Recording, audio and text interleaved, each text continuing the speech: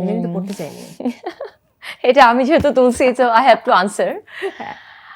আমার কাছে মনে হয় যেহেতু আমি মিস ইউনিভার্স ফ্যামিলির একজন, ইন্টারন্যাশনালের কথা বলছি, তো সেই ক্ষেত্রে ডিরেক্টলি আমি কিছু বলতে পারবো না। এটা তাহলে লিগালি আমাকে পুরো অ্যাকশন নিতে পারে।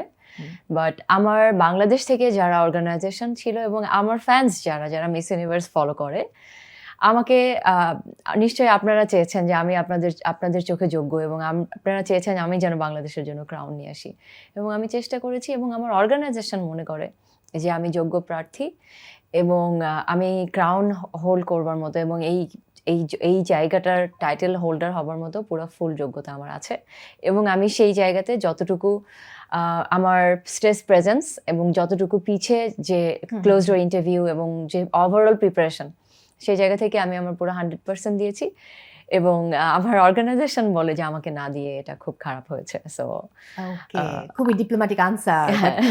উত্তরটা আমরা পেয়ে গেছি।